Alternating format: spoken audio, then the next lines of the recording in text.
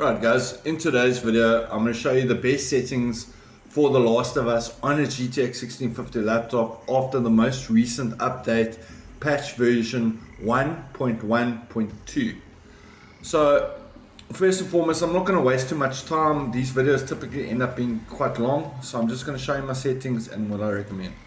So as you can see, in terms of display, I'm 1080p but at FSR 2 quality, and then I put sharpening on 67, and then I am currently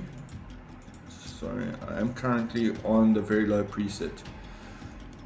So I just want to show you what the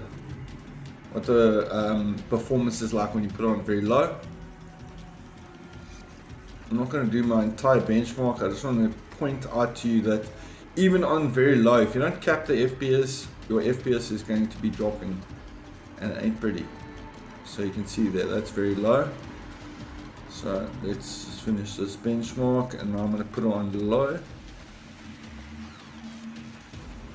Okay, and there's a reason why I'm doing it like this, because I just want to show you, I want to lead you up to the base settings. So low, apply changes, on restart. There's our bridge. So you can see there's not much of a difference in terms of performance. Keep at it. Come on. And the whole reason I do my benchmark here is because you get decent FPS, but then as soon as you turn it around to a CPU heavy area, you can see the 1% lows drop. Okay, so that's proved my point.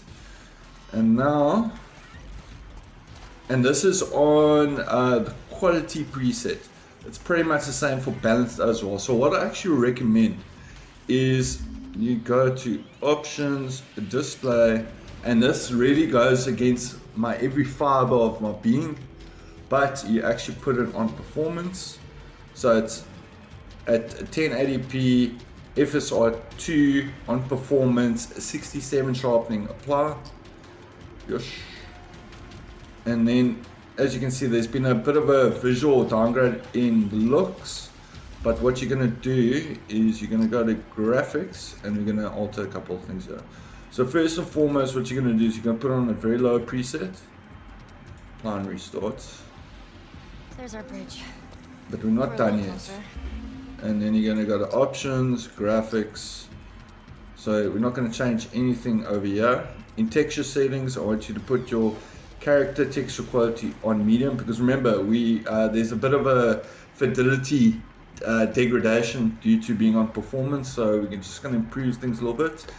Environment texture quality on medium, character texture quality on medium, and then texture filtering we're going to put on 16. In lighting settings, we're going to put ambient shadow quality on quarter resolution. Image based lighting, definitely it makes a big difference. And then we're going to put screen space shadow quality on low, and that enables us to use dynamic screen space shadows. We're going to put that on, and then here we go. This makes a big difference to visuals. We're going to screen space ambient occlusion. You're going to switch it on. As you can see, makes it look better, and that enables us to switch screen space contrasting on. Okay, and then from here we're not going to change anything except before we're going to put lens flares on to half resolution. Everything else is at the very low preset. And then once we hit apply, boom. I think. Just keep at it. Come on. Okay, so let the settings just take hold. And now let me show you.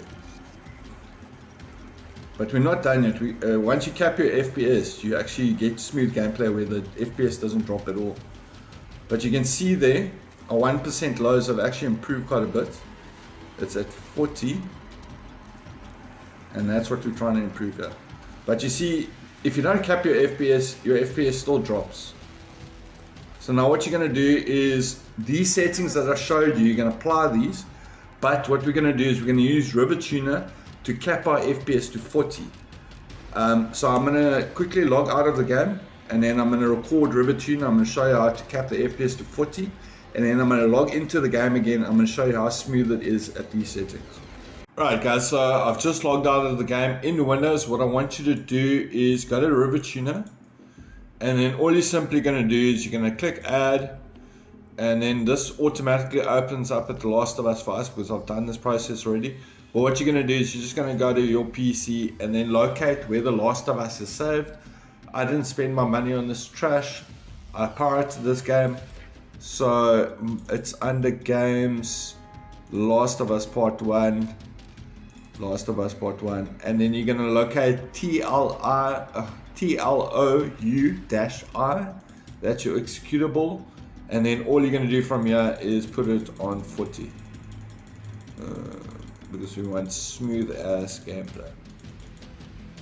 Cool, and you're done. So all now that you're going to do is you're going to log back into your game. What this is going to do is going to prevent the GPU from creating a shitload of frames where the CPU can't catch up. So because your GPU is creating less frames, your CPU is being able to keep pace much better. This game's very CPU limited. That's why we're doing this. Cool. Alright guys, I'm back in the game now. I've capped my FPS to 40.